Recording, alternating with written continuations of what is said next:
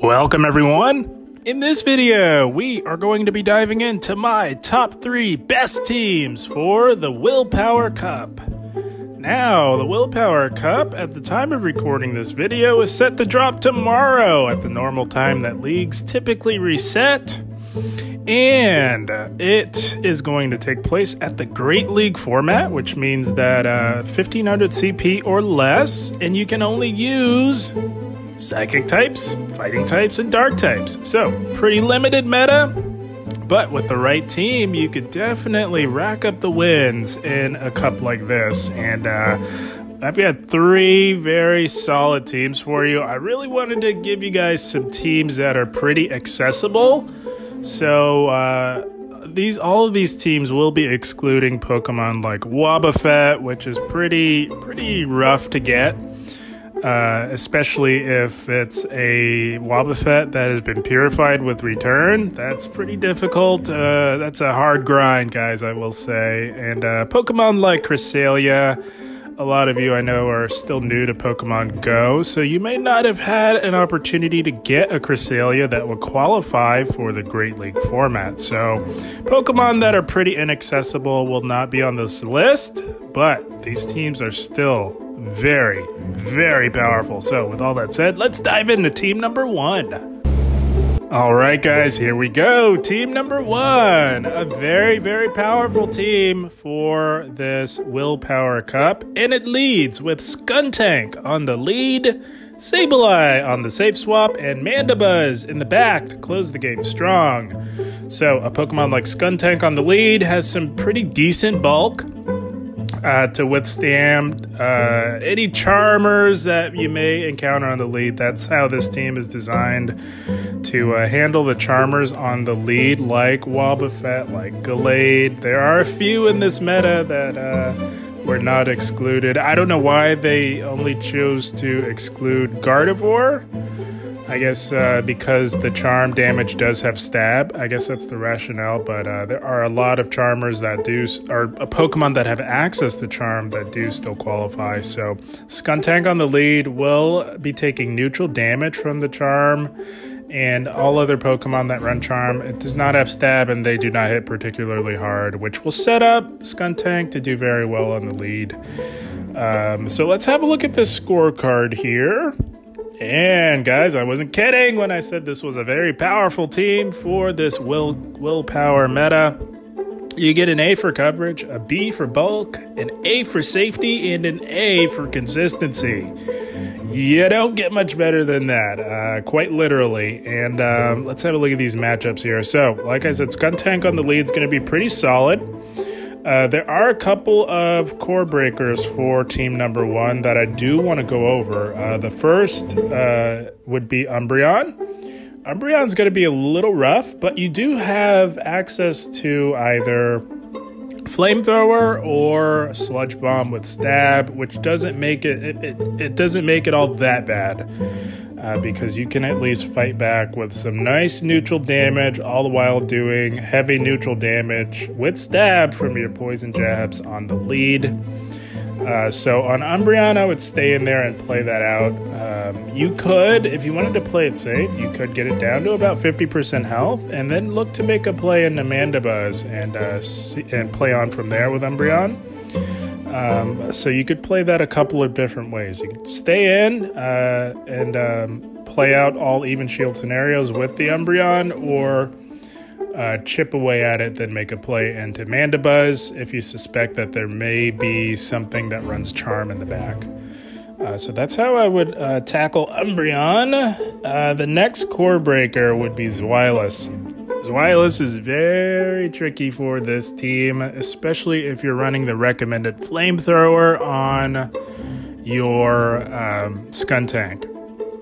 Your best answer on this team to Zweilous would be Mandibuzz, as it does have the bulk to hold up to that OP Dragon Breath fast move pressure. But the key is getting that Mandibuzz onto the Zweilous, and in that case, the safest way to do that is to just soft lose lead with your Zweilous. If you're running Sludge Bomb in place of the recommended Flamethrower, it is a little bit better for you. It's a lot closer. but obviously with the recommended moveset, everything is resisted with the exception of your fast move pressure. So it's a team effort between Skuntank and Mandibuzz. If you're running Flamethrower, you just have to soft lose lead. If you have Sludge Bomb, you can make it a lot closer and then look to come in with Mandibuzz. But everything else is pretty straightforward. I don't think that you will see very many Zweilosses.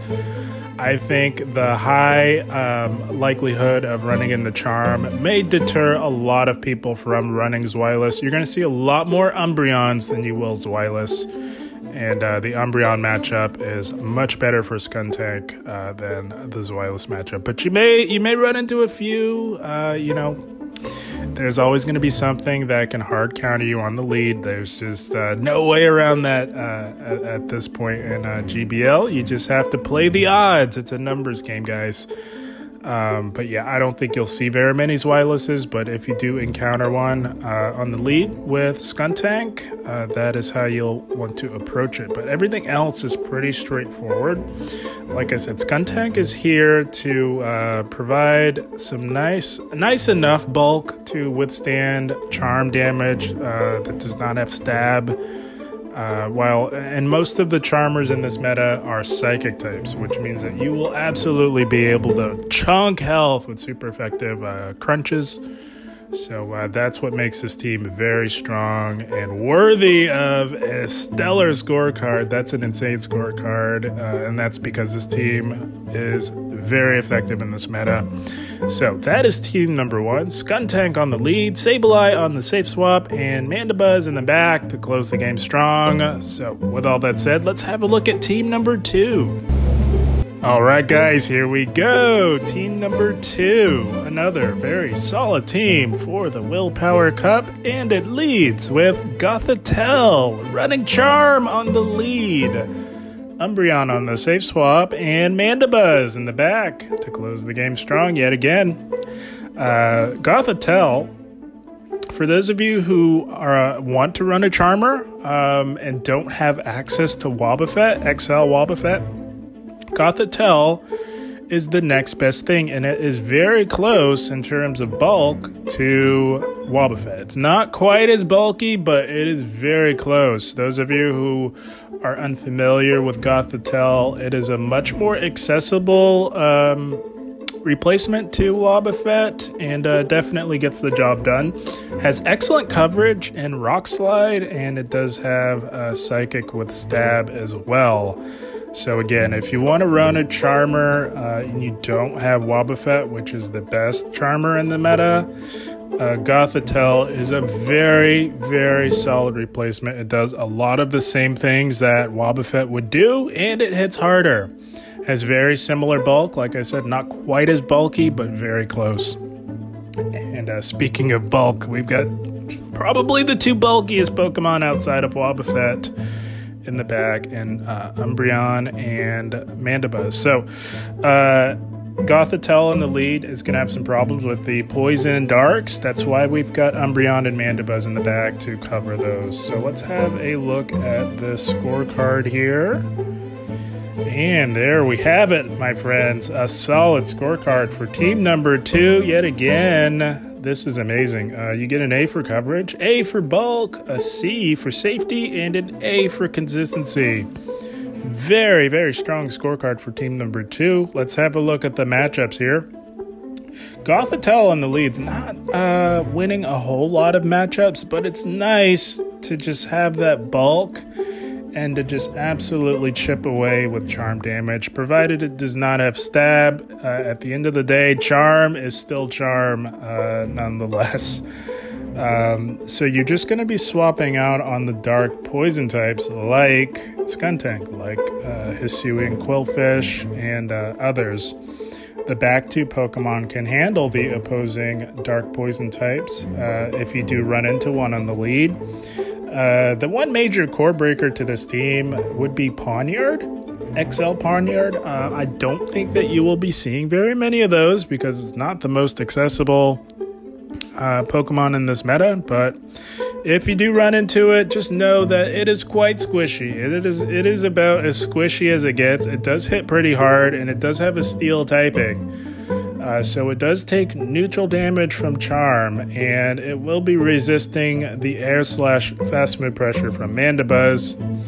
And it does run X-Scissor, which can hit Umbreon for super effective damage. It can also hit Gothitelle for super effective damage. But like I always say on this channel, guys, one Pokemon cannot do it all. And it does take a team effort for Pawniard. But again, it is quite squishy, and it will not last too long against the bulk on this team. This is one of the bulkier teams you can run. So basically a team effort between your Gothitelle and your Umbreon to put in work on that Pawniard. But everything else, it's pretty straightforward. You're going to be doing very well with team number 2.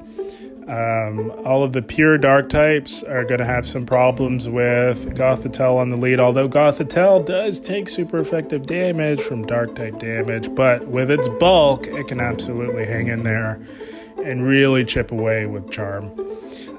So very solid team for team number 2. Very solid scorecard, and it leads with Gothitelle running Charm on the lead, Umbreon on the safe swap, and Mandibuzz in the back to bring it home for you. So that is team number 2, and with all that said, let's have a look at team number 3.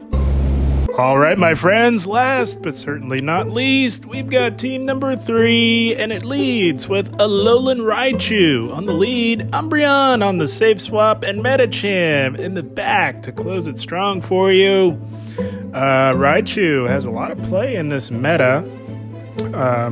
It hits like a truck, guys, so the strategy with this team is to grab a shield advantage pretty early on. Basically, what you're going to be doing with Raichu on the lead is building to that back-to-back wild charge. Depending on how you're reading your opponent, you could bait with Thunder Punch. It does have that coverage. Excellent bait move with Stab and Thunder Punch. You're going to be hitting everything in this meta for neutral damage outside of Zweilous, of course. My goodness, Raichu will absolutely pressure the shields with the threat of Wild Charge. And you've got excellent bulk in the back in the form of Umbreon and Medicham. So let's have a look at this scorecard here. And not bad. Pretty solid scorecard for team number 3. You get an A for coverage, A for bulk, a B for safety, and a B for consistency. Very, very strong scorecard for team number 3. And like I said, the strategy is to grab shields with Raichu. You build to that back-to-back wild charge, and you throw those wild charges back-to-back, and then you're swapping out because you will be debuffed to the max.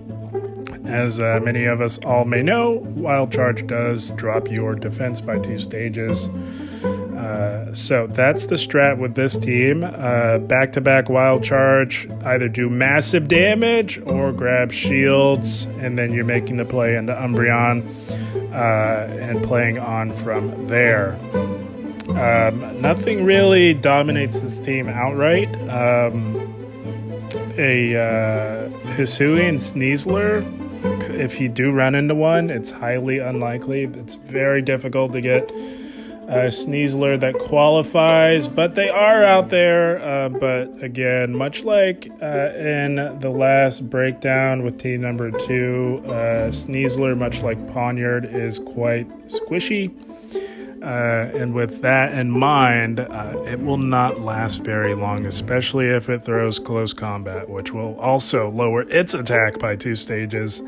But pretty straightforward. It's a very fun team to bust through those shields with the threat of massive wild charges with Stab from Raichu. Raichu, again, very solid pick for this meta, as it is ranked pretty highly, and I think that is very well justified because it can put out a lot of damage with Wild Charge, and the shielding priority, I would say, should go to Raichu, as it is the squishiest Pokemon on this team. But if you can grab shields pretty early on, that would set up Medicham to do what it does best, guys. If you watch this channel, you'll know Medicham can absolutely close the game strong. So that is team number 3. Again, pretty straightforward. Zweilous is going to be a big problem on the lead, of course, with Raichu. But you've got some solid answers to Zweilous in the back. Umbreon, of course, with the bulk, is a very solid workhorse in this meta, especially on the safe swap. And Medicham is, of course, your best answer to something like a Zweilous. Medicham is really nice, although there will be some charm in this cup. It's still going to be doing very well overall. Medicham is about as overpowered as it gets, and handles the dark types beautifully in this meta. So that is team number 3. Again, the goal, grab those shields pretty early on to set up Medicham to close it strong for you with a shield advantage. And yeah, that is team number 3. Raichu on the lead, Umbreon on the safe swap, and Medi in the back to bring it home for you. And that about wraps it up, my friends, for my top 3 best teams for the Willpower Cup. Should be fun, but if you get tired of it, if it starts to get a little crazy and RPS-y, if you will, you can always go into the Ultra League, which will also be active during the Willpower Cup. So yeah, those are the top 3 best teams, guys. I hope you give them a try. I know I will. And yeah, guys, I had a blast. I hope you all enjoyed. As always, I thank you for watching, and keep up the grind. Thank you, guys.